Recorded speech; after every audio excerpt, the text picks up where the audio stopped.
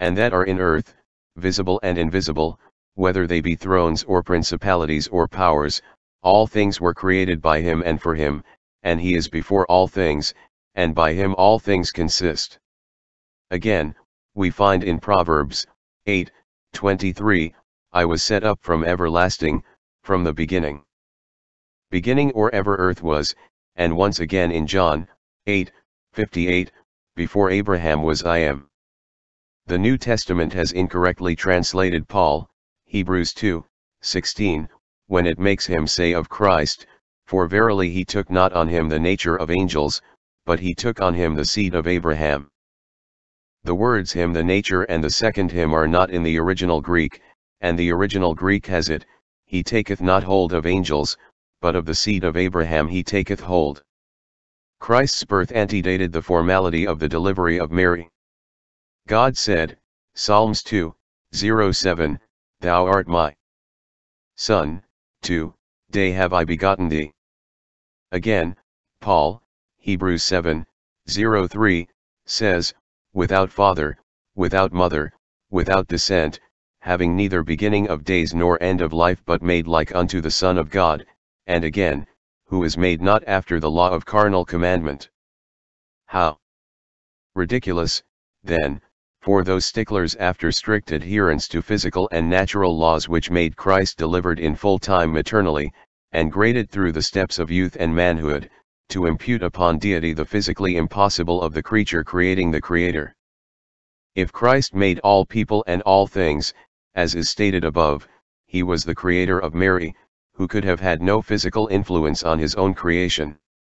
God does not subject his immutable laws even physical to impossible and ridiculous violations, and the Immaculate Conception had nothing to do with the physical, it was God's plan of miraculous advent of his only Son. The verses quoted above, and taken from God's inspired word evidence conclusively the sacrilege we do to meditate upon Christ as the physical offspring of one of our own weak kind.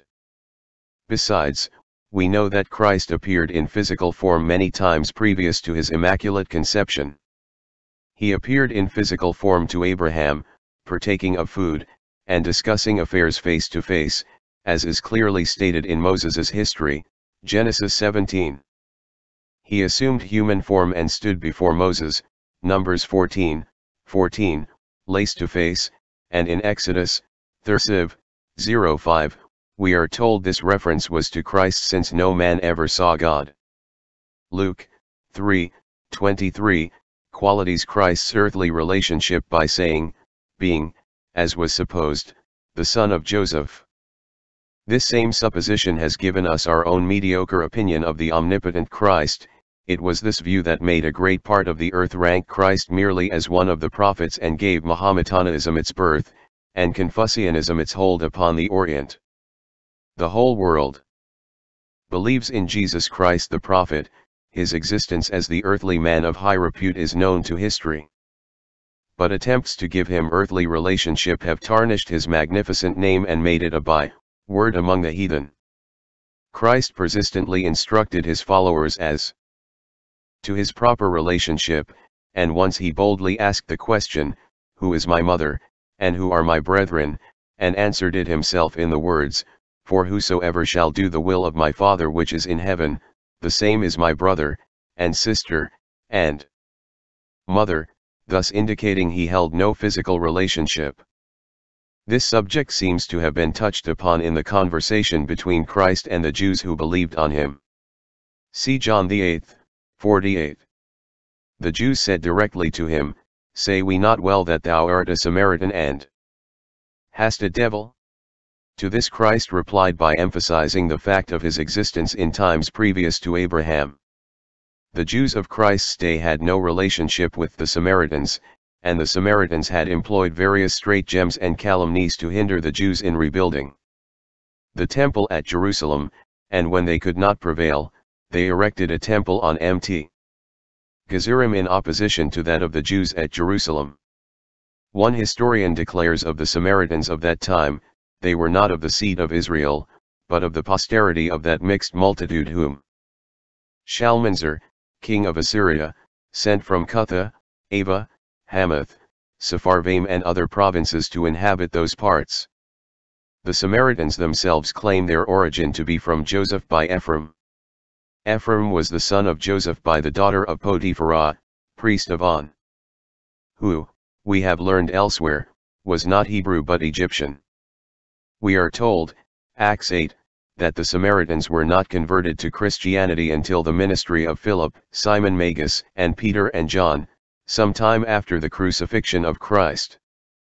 That Christ was changed by his assuming physical appearance in order to reveal himself tenderly to mankind is thoroughly denied in the expression in Hebrews 13:08, Jesus Christ, the same yesterday, today, and forever. The author is quite aware there are those who will see in this view a lessening of the fulfillment of the prophecies, yet how they can arrive at this conclusion by any consistent reasoning is mysterious to the author. We are utterly unable to understand the Immaculate Conception. It is a dispensation of omnipotent providence. Providence which mankind must accept through its results, recognizing the indubitable proofs of the fact that it is so. Presume not God to scan, the proper study of mankind is man. We know that Christ held no physical relationship to Joseph, husband of Mary, for Matthew 18 tells us, now the birth of Jesus Christ was on this wise, when, as his mother Mary was espoused to Joseph, before they came together, she was found with child of the Holy Ghost, and the 25th verse of this same chapter tells us Joseph knew her not till she had brought forth her first born son, and he called his name Jesus. Hence, since Christ was not created by any physical force, we must conclude Christ held no physical relation to any race, and therefore was not of the Jews. In God's promise to Jacob of a king of the tribe of Judah, and to his heirs of a son of David, no physical supremacy was intended, and a fulfillment of those prophecies came with the departure of the scepter of Judah into Herod's hands.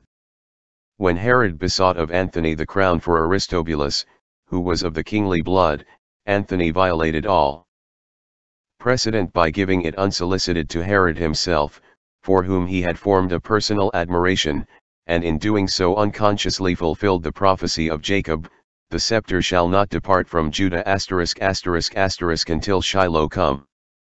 Genesis 49:10.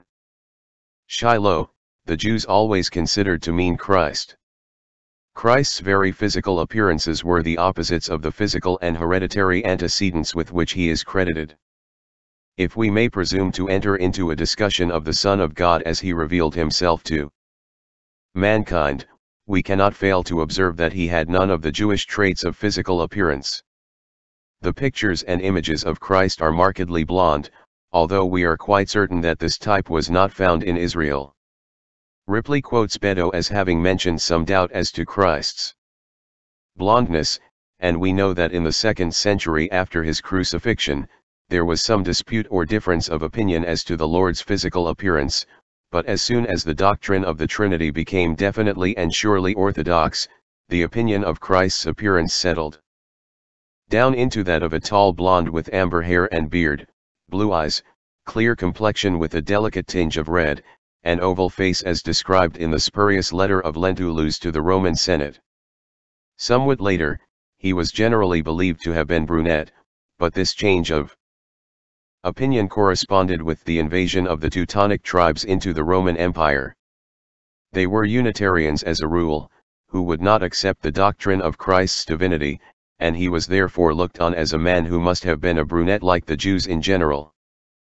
But as these Teutons disappeared and the Roman Catholic Church was unrestrainedly in possession of the Mediterranean type of man, the Trinitarian doctrine was re-established, and Christ was again exalted into the Godhead as a blonde. In some countries, as Mexico, he was always given red hair as an exaggeration of the amber color. There are no genealogies of the family of Christ's mother, and commentators have based their reasoning that she was of the tribe of Judah on the references alluding to Christ, supposed to be her son, as the son of David, Joseph not being his father. This is untenable and is mere assumption. Christ was recognized by those of his time, many of whom did not believe in his Godhead, as the son of David, and was so referred to by prophecy, figuratively. Otherwise, if we omit the direct lineage through the supposititious relationship to Joseph, we have no way of connecting Christ with David at all, and the prophecies concerning him fail, as no genealogy of Mary can be ascertained. The ancients based, as indeed do the modern critics, their opinion, for it is merely an opinion, that Marv was of the tribe of Judah, upon an old Mosaic law which prevented heiresses from marriage outside their tribes. This law was the outcome of complaints lodged with Moses by the tribe of Manasseh, and we are certain it was formed for the purpose of retaining the tribal wealth within each tribe. It could hardly have embraced Marv, since she was reckoned so poor as to hardly have been numbered among the heiresses, besides the other arguments of the commentators who adhere to the belief that Mary was of the tribe of Judah and that her zeal in the belief of the promised Messiah being given through their tribe kept the sons and the daughters of Judah from marrying outside their own tribe, seem to be at variance with consistency, and this gives too slender a base on which to found a final decision respecting so great a subject. So we have absolutely no historic evidence that Christ was a Jew, in direct blood connection or relationship. If we may accept the traditions generally accepted concerning Mary's personal appearances, she could hardly have been Jewish considering the types then prevailing and the section of country whence she came. It is well to recognize, too, that this traditional description is given credence by Dr. Cunningham Geikie, and indeed is accepted by the Roman Catholic Church, which paints all its portraits of the Virgin Mary after this fashion. Christ bore no physical relation to man in our common manner of considering the subject of kinship, as is further shown by the fact that Joseph never had intercourse with Mary, either before or after Christ's birth. It is chronicled of Joseph that he knew his wife not until the time of the birth of Jesus, which is a Hebrewism we must not overlook. It is certain that the particle till, especially according to the genius of the Hebrew tongue, does not always imply the duration of a thing to such a time, but often carries a continuation unto the end. Otherwise Christ would have his session at the right hand of God no longer than till his enemies were made his footstool, Psalm cx. 01. Timothy would have been obliged, according to St. Paul's exhortation, to have vacated to the Scriptures and other episcopal duties, no longer than till the coming of the Apostle to him, Ist. Timothy, 4:13, and Jacob would have been no longer entitled to the divine protection than till God had performed the promise of bringing him safe into his own home again, Genesis xxvii, 15. There are many similar instances which the reader may see if interested in the pursuit of this phase of the study, in the famous Concordance of Inclinables printed by Froben. The references to Christ's brethren, especially in Matthew 12:47, do not indicate the physical but rather spiritual brethren of Christ, or if we disallow this view, we know that in this instance the reference was made to James and Joseph, who were not the children of Mary the mother of Christ, but of Mary of Cleophas. John 14:25 tells us that Mary of Cleophas, the sister of the mother of Jesus, was the Mary at the crucifixion. Crucifixion, and the 27th chapter of Matthew and the 15th chapter of Mark show this Ellery to have been the mother of James and Joseph. The custom of the Hebrews was to call cousins brothers, and this appellation was often extended to other close kinspeople. Abraham, in Genesis 13:08, calls Lot brother, and there are many similar instances. It is believed that Joseph retained through his entire life an absolute continence with Mary, and this is better argued by the fact of Joseph's advanced years, as he was an old man. It is the commonly received opinion, founded on an ancient tradition, that Joseph died soon after the feast of the Passover, to which he and Mary and Christ had gone during Christ's tender youth, and where he remained behind his parents until they sent and brought him to them, after 3 days of sorrowful search. This opinion is further confirmed, too, by the fact of the Jews calling Christ sometimes the carpenter, and sometimes the carpenter's son, indicating that he must have been called on to remain at home and labor at his adopted trade for the support of himself and his mother, Mary. But we must recognize some diviner plan than humanity alone in Christ's physical revelation to us, and the fact that his mother never gave birth to other offspring. The whole plan of the Socinian and Unitarian theory, like others that have debased our conception of the Holy Christ, owes its creation to this opinion of Christ as a physical man. Geikie says, it is impossible to trust to the descriptions of Mary's person, but it is interesting to know how remote generations imagine her. She was in all things serious and earnest, says one old tradition, spoke little and only what was to the purpose. She was very gentle and showed respect and honor to all. She was of middle height, though some say she was rather above it. She spoke to all with a prudent frankness, soberly, without confusion, and always pleasantly. She had a fair complexion, blonde hair, and bright hazel eyes. Her eyebrows were arched and dark, and her nose well proportioned, her lips ruddy and full of kindness when she spoke. Her face was long rather than round, and her hands and fingers were finely shaped. She had no pride but was simple and wholly free from deceit. Without effeminacy, she was far from forwardness. In her clothes which she herself made, she was content with the natural colors. In concluding this subject, the author feels it not amiss to introduce some comments as to the erroneous impression that Christ was called a Nazarite, he having been born in the city of David, as we know. We can find no reference in any version, unless it be the Chaldee and the Syriac, perhaps, but in the original Hebrew we find him called Nazar. This, however, was not on account of his having received that appellation from any particular city, but by reason of his high character, office, and descent. In Exodus 35:5, where the Lord is said to descend in the cloud, and to proclaim the attributes of the Lord, it is observable that the first letter of the word Nazar, keeping, is one of those which the Jews call Magicilia, or large letters, such as occur only about 30 times in the whole Old Testament. These are, according to them, never used by the sacred writers but to imply some great mystery to be contained in the word. This name Nazar is given to the divine person appearing there, which could not be that of God the Father, whom no man has seen at any time, but of the Son in that human appearance which we know him to have assumed, both before and under the Mosaic dispensation. Certainly none could have a better claim to the title Nazar chest, preserving mercy, than he who came to obtain it at no less a price than his own inestimable life. In Isaiah 11:01, the same Messiah is called a Netzer, or brand out of the old stem. Here it signifies the spontaneous shoot which springs from the branch. The Jews had the false idea of Christ that he was born at Nazareth, and that, therefore, he was a Galilean.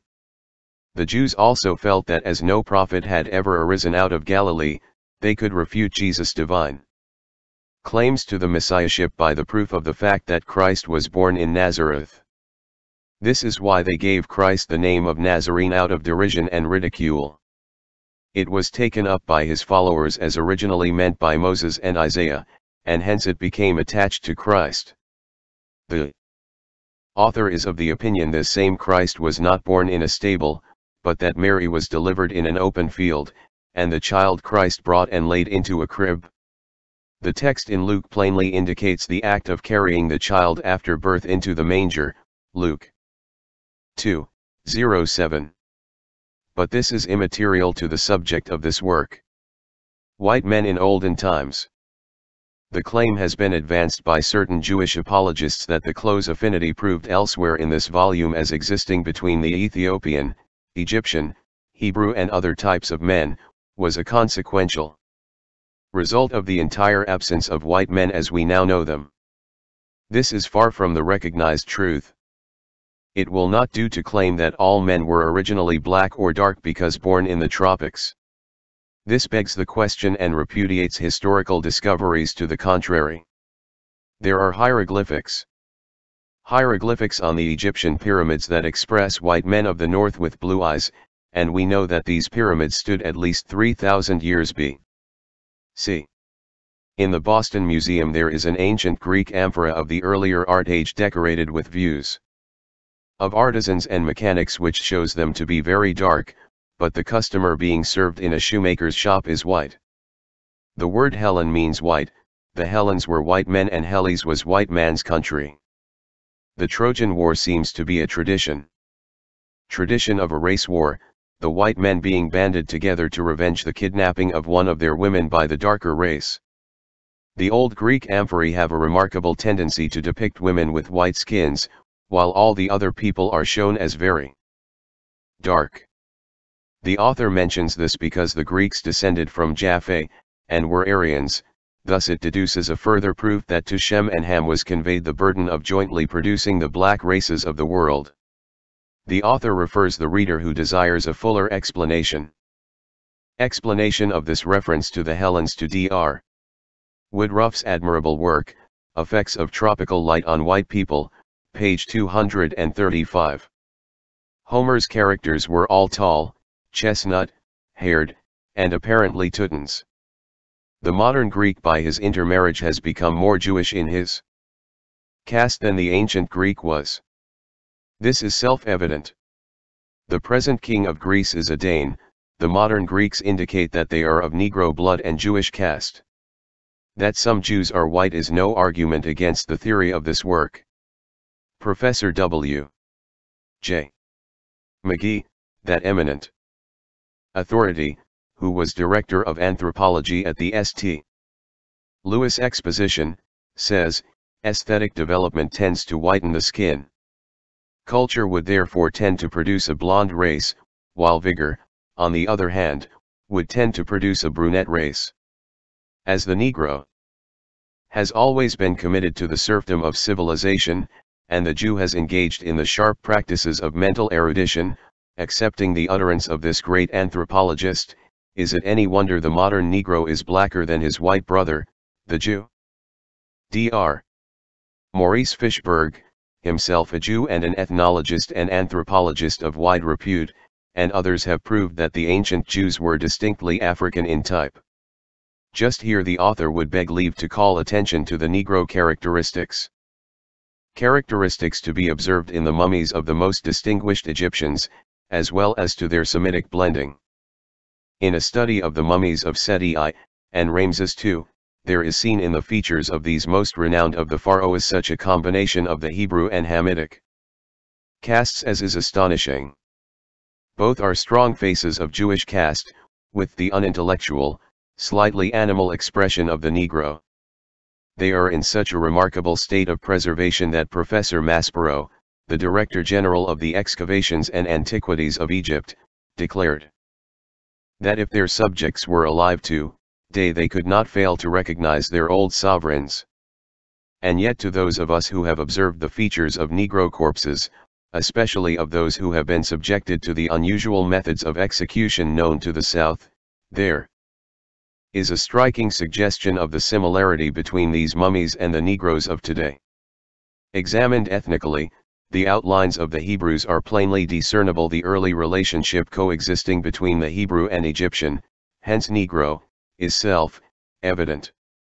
Conclusion of the whole matter. And now we have come to the end. The author believes he has established the proofs of his contention, by reason of the following: I. By historical evidences of the early affinity of the Jews which recognized Negro races. 2. By evidence showing that racial antipathy was so much more marked in the olden time than at the present, that had the Jew not been originally Negro, or at least so early in his history as to give basis to the modern race, the social, political and commercial relations which their more illustrious leaders, as have been shown in this volume, have maintained would have been improbable, if not impossible. Abraham reared a race by Hagar, an Egyptian. Job, according to history, married an Arabian negress. Joseph married an Egyptian, daughter of Potiphar, priest of On. Moses married a Cushite, daughter of Jethro, and according to history, Princess Darbus of Ethiopia. Boaz, great-grandfather of David, married a Moabitess.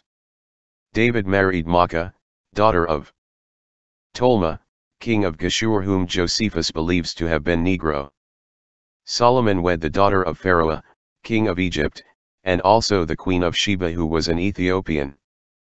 Esther married Ahasuerus, king unto Ethiopia. 3. By the wholesale importation, migration and intermingling of the original Jew types with the Egyptian, Arabian, African, and other Hamitic or Negro races. 4. By the retention, even through their various migrations, of similarities of speech, customs, religion, and physical characteristics, especially as shown by mummified remains and in the researches of anthropologists. V. By the emphasis laid on, and the importance given in biblical, Jewish, history to, visits of state by Negro monarchs and their doings over those of other nations in equally direct contact with the Jews, as follows: the advices of Jethro to Moses, which laid plans for the entire Jewish mode of judicature, the elevation of Joseph in even an earlier day to the prime ministry of an African government, Egypt, the visit of the eunuch prime minister from Queen Candace's realm to Jerusalem to receive baptism. Baptism from Philip, the visit of an Ethiopian queen to the court of Solomon, and other similar circumstances set forth herein. The end.